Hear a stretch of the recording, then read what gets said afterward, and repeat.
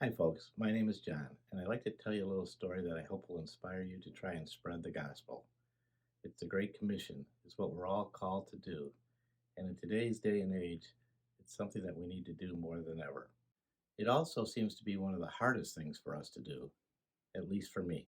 I call this story Be Careful What You Ask For, My Three Little Miracles. I struggle with sin, and I'm always looking for ways to be better, to be a better person, and to grow in my faith. One of the things I've been asking for is for God to give me a platform to be better at sharing my faith, and He answered me in a big way. Well, this is how it started. My office is about 50 minutes from where I work, and back in February, while I was at work, I was experiencing some severe lower stomach pains, and it wasn't getting better throughout the morning. So around 11 o'clock, I decided to go get something to eat. I went over to Chick-fil-A, which is about a block from my office, and I ordered some food. I sat in my car. I was feeling so bad, I didn't even eat the Chick-fil-A. I know what you're thinking. You're thinking that not eating Chick-fil-A is a sin in itself. At this point, I decided I needed to go home. But rather than go right home, I decided I was going to go back to my office and clean up some stuff. So as I get back to my office, I'm walking to my cubicle. I end up passing out, hitting my head on the conference table, and I'm laying there on the floor for a few minutes before somebody finally found me. And that's miracle number one. If I don't go back to my office, if I decide to go home, I'm on the middle of a very busy expressway and I end up passing out at the wheel. Who knows what kind of damage that could have caused? Miracle or coincidence? I'll let you decide that one. So I end up spending the next 3 days at Froedtert Memorial Hospital. They run every test in the world on me trying to figure out what was wrong and what made me pass out. What they found was a neuroendocrine tumor just outside my colon. After one day, the pain had gone away. I'm one of those people who almost never go to the doctor.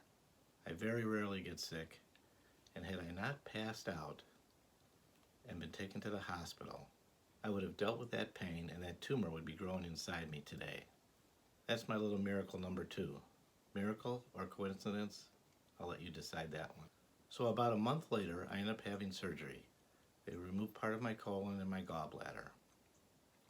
Now I have the Bible app on my phone, and I'm laying in my hospital bed the night of my surgery. It's kind of dark, just a lot of ambient light in there. And I see my phone light up. So I pick it up and look at it, and it says, Carmen Capozzi has sent you a message on YouVersion of the Bible app. I look at it again and again and again, and I'm in total shock. Carmen Capozzi is my mother, who's been dead for over 10 years. I'm telling you folks, I can't believe what I'm seeing here. I'm just totally flabbergasted. So I press on the message, and it goes to Psalm 46:1, which is, trust in the Lord your God in times of refuge, and he will comfort you. I'm like totally blown away. I can't believe this is happening. I called my wife. I could barely even speak. I'm sure she thought I was drugged up and on pain medication. And I'm sure everybody else who came in and out of that hospital room over the next week thought the same thing because I couldn't keep myself from telling the story. Well, about a week later, I'm still trying to figure out how all this happened. And I finally realized that the Bible app is tied to my Gmail account. So I start going through my Gmails, and there it is. I see it.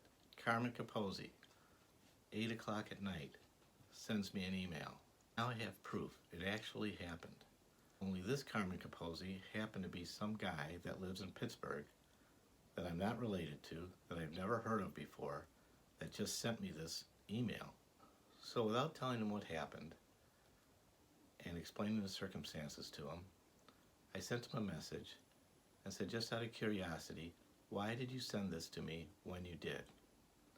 He goes, I thought you were my brother. I sent it to you by mistake. Now I'm totally blown away.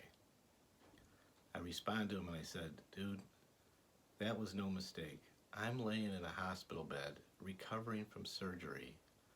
Carmen Capozzi is my mother's name, and she's been dead for over 10 years. He responds and goes, God works in divine ways. I said amen to that. And that is miracle number 3. That one's pretty amazing. You can't brush that away as total coincidence. That was divinely inspired. Let's face it, this country is really moving in the wrong direction spiritually. Politicians aren't the answer. The only real answer to turning this society around is Jesus Christ and turning to Him. The best way to do that is through regular people like you and me, one at a time. We need to be His vessels on earth to spread the gospel. So I encourage all of you to look for ways to do that, to start a conversation, to find a way to get the ball rolling. It could be something on your desk at work, a mug from your church, a piece of clothing, any type of thing just to start a conversation with people. We need to plant that seed and then let God make it grow. Passing out Bible tracts is another great way to start a conversation. There's a great ministry called BibleTracts.org that will give them to you for free. You can hand them out all over the place. Just be creative, come up with something, try to start a conversation. And what's next on my list will be a tattoo, Psalm 46:1. Thank you for listening. I hope this encourages you to spread the word and the good news.